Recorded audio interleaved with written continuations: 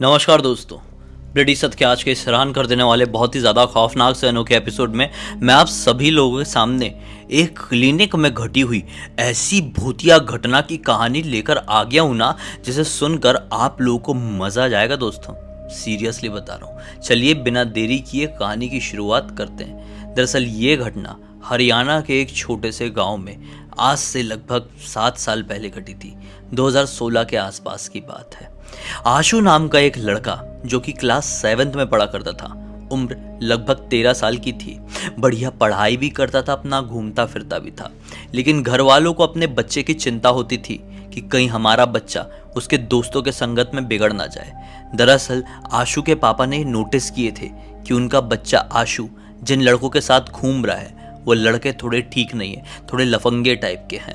तो उन्होंने सोचे कि यार अगर गर्मियों की छुट्टी आ गई तो ये बाहर घूमने फिरने जाने लगेगा अपने दोस्तों के साथ, अय्याशी करने लगेगा, लड़का बिगड़ सकता है।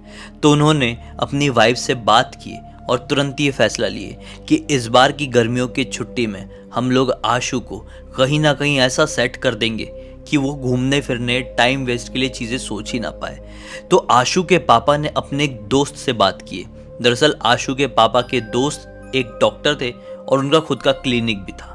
तो उन्होंने उनसे बात की और बोले कि तुम अपने क्लिनिक में आशु को कुछ दिन के लिए रखो, जब तक गर्मियों की छुट्टी चल रही है उसको चीज़ें सिखाओ, चीज़ें सीखेगा भी, नॉलेज भी बढ़ेगी, साथ ही साथ उसका टाइम वेस्ट भी नहीं होगा, मतलब यूटिलाइज होगा। उन्होंने बोल दिया ठीक है, क्या बुराई है, क्योंकि ये दोनों बहुत पुराने दोस्त थे तो वो भी मना नहीं किए। जैसे आशु की छुट्टियाँ लगी उसको भेज दिया गया क्लिनिक में ज्वाइन करने के लिए। अब वो अंकल का जितना भी काम रहता सारे काम में हाथ बटाता, चाहे वो किसी भी तरह का काम हो, जैसे कि बाहर से कुछ सामान लेकर आना हो, किसी मरीज की मदद करने के लिए उसे स्ट्रेचर पर लेटाना हो, कई बार जो बॉटल ड्रिप्स होती है वो भी लगाना हो। बच्चा बहुत छोटा था लेकिन उसे डॉक्टर अंकल सिखा रहे थे तो कर रहा था। वैसे तो थोड़ा गलत है लेकिन अब वो कर रहा था भाई। फिर एक दिन की बात है, ऐसे करते करते ना लगभग 15 से 20 दिन बीत गए और आशु यहाँ पर सेट हो गया। चीज़ें उसे बहुत समझ में आने लगी, समझदार हो गया वो क्लिनिक के मामले में। अब अंकल को भी उसके ऊपर भरोसा होने लगा तो अंकल आशु को अपने क्लिनिक में छोड़ देते और अपने घर को चले जाते। क्लिनिक में क्यों छोड़ते? क्योंकि क्लिनिक थोड़ा बड़ा था, कुछ पेशेंट्स एडमिट भी रहते थे, तो आशु यहाँ पर रहकर क्लिनिक का ख्याल रखता था। और कभी रात बेरात कोई पेशेंट आ जाए तो अंकल को फोन भी लगा देता था। अंकल बता देते थे कि मरीज से क्या बात करना है, उन्हें क्या समझाना है। ऐसा आशु भी मरीजों को समझाकर वापस भेज दिया करता था। फिर धीरे धीरे करके लगभग 1.5 महीने बीत गए। अब एक दिन की बात है, आज अंकल को बाहर काफी ज्यादा काम था, इसलिए क्लिनिक खोलकर वो आशु को बैठाकर अपने काम पर निकल गए थे। वो अपना काम निपटा रहे हैं, यहाँ पर मरीज पे मरीज आ रहे हैं, लेकिन क्या कर सकते थे, वो काम भी अर्जेंट था, अपने क्लिनिक से जुड़ा ही हुआ था, इसलिए वो लौटकर नहीं आ सकते थे। अब ऐसे करके पूरा दिन कट गया और रात आ गई। रात के समय तकरीबन 12:30 बजे के आसपास आशु क्या नोटिस करता है कि एक आदमी भागता हुआ गोद में उठाकर अपनी पत्नी को लेकर क्लिनिक के अंदर घुसा है और चिल्ला रहा है, डॉक्टर डॉक्टर सर जल्दी आइए, देखिए मेरी पत्नी को क्या हो गया है। तो आशु भी भागते हुए जाता है। अब आशु तो बच्चा है तो वो आदमी आशु को कहता है कि बेटा यहाँ पर कोई डॉक्टर नहीं है क्या? मेरी पत्नी आंखें नहीं खोल रही, उसे पता नहीं क्या हो गया, शरीर पूरा ठंडा पड़ गया है। तो आशु ने हाथ लाकर देखा, आशु को जैसे कि चीज़ों की समझ आ गई थी तो आशु भी हैरान रह गया कि बॉडी बहुत ठंडी पड़ गई है और पल्स ना के बराबर चल रही है, मतलब चल ही नहीं रही है, बहुत ही ज़्यादा स्लो चल रही है। तो आशु डर गया कि ये क्या हुआ है, कुछ भी हो तो बच्चा है, डॉक्टर थोड़ी है। वो तुरंत ही अपने अंकल को फ़ोन लगाता है। अंकल बोलते हैं उसे ड्रिप लगा दे, फिर मैं तुझे कॉल बैक करता हूँ, फिर बताऊँगा कि क्या करना है, क्योंकि मैं बाहर हूँ, मैं वहाँ पर नहीं पहुँच पाऊँगा, जो मैं बताऊँगा वो करना होगा। और इस गाँव के इलाके में केवल एक ही क्लिनिक था, छोटे छोटे गाँव में 1-2 क्लिनिक ही रहते हैं और ये काफ़ी छोटा गाँव था, इसलिए यहाँ पर और दूसरा क्लिनिक नहीं था कि वो पति अपनी पत्नी को लेकर कहीं और जाता। वहाँ पर आशु उस औरत को एक बेड में लिटवा देता है और ड्रिप लगाने की कोशिश करने लगता है। लेकिन जैसे ड्रिप लगा ही रहा होता है कि वो पत्नी, जो कि काफ़ी समय से उसने आँख बंद रखी थी, वो अपनी आँख खोल लेती है और आशु को घूर घूर कर देखने लगती है। आशु बोलता है क्या हुआ, मुझे ड्रिप लगाने दो। वो ज़ोर से चिल्लाती है और कहती है कि तू बच्चा होकर मेरा इलाज करेगा, मेरा इलाज करेगा, और अलग लैंग्वेज में कुछ बड़बड़ाने लगती है। ये सारी चीज़ें दूर खड़ा उसका पति देख रहा था। पति भी हैरान था आशु भी हैरान था। आशु ये सोच सोच कर हैरान था कि पति यहाँ पर कुछ बोल क्यों नहीं रहा है, पत्नी इतनी बदतमीजी से बात कर रही है। ये सोचकर हैरान था कि ऐसी एक्टिविटी कर क्यों रही है, क्योंकि उसकी पत्नी ऐसी नेचर में बिल्कुल भी नहीं थी। खैर, जैसे तैसे करके बहला फुसला के आशु उसको ड्रिप बॉटल लगा तो देता है, लेकिन ठीक 5 मिनट बाद, मतलब बॉटल लगाया, उसके पति को बोला चलिए आप बाहर बैठिए, इन्हें थोड़ा आराम करने दीजिए। ठीक 5 मिनट बाद इस वाले रूम से कुछ गिरने की आवाज़ सुनाई देती है। ये दोनों बाहर ही थे, यानी आशु और वो औरत का पति बाहर की तरफ ही थे, कैबिन के तरफ ही थे, कि इस रूम से, जिस रूम में वो औरत एडमिट थी, जहाँ पर उसको ड्रिप लगी हुई थी, वहाँ से कुछ गिरने की आवाज़ आती है। सबसे पहले आशु भागते हुए जाता है और उसकी नज़र नीचे पड़ती है, लेकिन वो क्या पाता है, नीचे कोई चीज़ नहीं बल्कि खून गिरा हुआ है। आशु घबरा गया और ऊपर बॉटल की तरफ देखा तो क्या पाता है, बॉटल पूरी खाली है। और अचानक से उस औरत के ऊपर नज़र पड़ी तो आशु ने ये पाया कि इस औरत के मुंह में पूरा खून लगा है। वो घबरा गया, ज़ोर से चिल्लाया और भागता हुआ औरत के पास जाकर उसे पूछा कि ये बॉटल कहाँ गई और आपके मुंह में खून कैसे आया, आपको क्या हुआ है। औरत कुछ बोलती नहीं है और बड़ी वियर्ड तरीके से हंसने लगती है। पीछे से भागता भागता उस औरत का पति आता है और आशु को खींच के बाहर लेकर जाता है।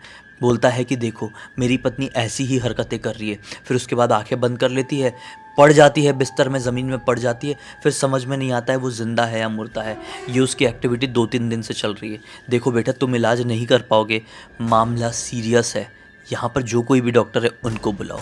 आशु सचमुच में अभी और घबरा गया था। उसने वापस से अंकल को फ़ोन लगाया और अंकल फिर से यही कहे कि बेटा मैं तो बाहर हूँ, लेकिन बॉटल का क्या हुआ ये बताओ। तो आशु बोला कि मैं खुद नहीं समझ पा रहा हूँ, वो बॉटल का जो भी, मतलब उसमें ग्लूकोज था, वो ड्रिप थी, वो कहाँ गायब हो गई। अंकल बोलते कि ठीक है, हो सकता है उस औरत को बुखार बहुत ज़्यादा चढ़ रहा हो, इस वजह से कई बार ज़्यादा बुखार में लोग अजीबोगरीब एक्टिविटी करते हैं, तो हो सकता है वो औरत इसलिए कर रही है। तुम एक बार और ड्रिप, क्योंकि वो ड्रिप पूरी यूज़ नहीं हुई होगी, 5 मिनट से भी पहले तुम उस रूम में चले गए थे, कुछ आवाज़ आई थी और वो बॉटल तुमको खाली दिखी थी, तो एक काम करो, एक दूसरी वाली बॉटल लगा दो और इस बार औरत के ऊपर ध्यान रखना। औरत को समझाता है कि देखिए मैडम आप लेट जाइए, आपको कुछ नहीं होगा, आप ठीक हो जाएंगी, ये वो करके। मुंह वो तो खून से पोंछ चुके थे, पता नहीं कहाँ से आया था, कौन सा खून था, लेकिन खून वून से पोंछ चुके थे। और वापस से लिटाया जाता है और ड्रिप लगा दिया जाता है। फिर से वो ड्रिप करने के लिए मना कर रही थी, लेकिन उसे फिर से बहला फुसला के लगा दिया जाता है। कुछ देर तो आशु यहीं पर बैठता है। जब लगभग बॉटल आधी हो जाती है, आशु को हल्की सी नींद आने लगती है। आशु बोलता है कि मैं मुंह धोकर आता हूँ। यहाँ पर बैठा उसका हस्बैंड भी कहता है कि ये तो सो गई है, मैं भी वॉशरूम थोड़ा सा फ्रेश हो लेता हूँ, क्योंकि मुझे भी अब नींद सी आ रही है। वो सो चुकी थी, बॉटल आधी हो चुकी थी। यहाँ पर आशु निकला, वॉशरूम यूज़ किया, फिर उसका पति होगा, वो वॉशरूम यूज़ कर ही रहा होगा कि फिर से उस रूम से कुछ अजीबोगरीब आवाज़ सुनाई दी, जैसे कि किसी ने चिल्लाया, जैसे कोई जानवर चिल्ला सकता है ना, जैसे कोई जानवर ग्रॉल कर सकता है, उस तरह से आवाज़ आई। तो आशु भागते हुए उस रूम में गया तो क्या पाता है कि वो जो औरत है ना, उसके हाथ में वो ड्रिप वाली बॉटल है और उसमें खून भरा हुआ है और वो उसको पीने की तैयारी में। आशु भागता हुआ जाता है और उनके हाथ से छुड़ाकर वो नीचे गिरा देता है। बोलता है कि आप क्या कर रही हैं, जोर से झल्लाकर बोला, लेकिन वो औरत कुछ जवाब नहीं देती है और जोर जोर से हंसने लगती है और पलंग में इस तरीके से हो जाती है और बड़ी बड़ी आंखें फाड़ फाड़ कर इस तरीके से आशु को देखने लगती है, जैसे कि मानो वो जो बॉटल का खून है उसके सर पर सवार हो गया हो और आशु को तुरंत ही खत्म कर देगी।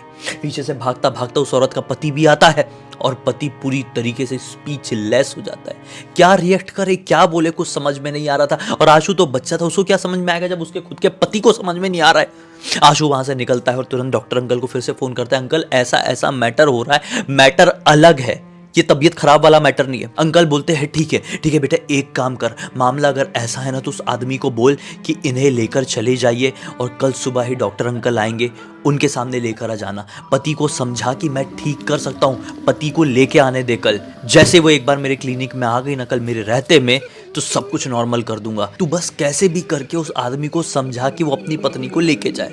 आशु फोन काटता है, अंकल के पास जाता है, अंकल को बहुत अच्छे वचन देता है, अंकल को बताता है कि अंकल देखिए वो आंटी को ज़्यादा प्रॉब्लम हो गई है, उनका जो बुखार है सर्वर पे चढ़ गया है, प्लीज़ आंटी को घर पर लेकर जाइए और सुबह होते से ही हमारे क्लिनिक में आ जाना। तब तक के लिए आपके घर में कोई भी अगर बुखार की टैबलेट होगी तो वो टैबलेट आंटी को दे देना, उससे आंटी को आराम मिलेगा। अब वो आदमी भी थोड़ा अजीब सा था, बोलता अगर ऐसी बात है तो मैं लेके जाता हूँ और सुबह लेके आऊँगा। फिर जाता है अपनी पत्नी की कान में, पता नहीं क्या बोलता है, उसके मुंह में खून वून लगा हुआ है, पता नहीं खून कहाँ से आ रहा है, लेकिन खून आ रहा है। बॉटल में भी खून भरा हुआ था। वो अपनी पत्नी को जाकर पता नहीं क्या क्या क्या क्या बोलता है। पत्नी तैयार हो जाती है और दौड़ते दौड़ते दोनों बाहर और अपनी बाइक के पीछे अपनी पत्नी को बैठाता है और निकल पड़ता है। आशु देखते रह गया, आशु हैरान रह गया, शौक रह गया कि ये मैटर चल क्या रहा है इतने घंटे से, मेरे को समझ में नहीं आ रहा है। आया तो गोद में उठाकर लेकर आया, आंखें बंद थी। अब पता नहीं उसके कान में ऐसा क्या बोला है कि भाग के गई, उसकी बाइक के पीछे जाकर बैठ गई है। खैर कल अंकल को आने दो, सारी बात बताऊंगा। आशु क्लिनिक बंद करता है और डरते डराते अपने घर को पहुंच जाता है।